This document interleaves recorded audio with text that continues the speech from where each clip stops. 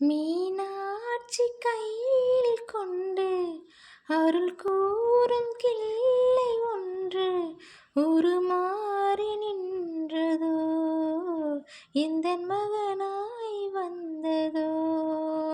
காமாட்சி கோயில் கண்டு சுடர் வீசும் தீபம் ஒன்று எந்தன் வீடு வந்ததோ, பிள்ளை வடிவா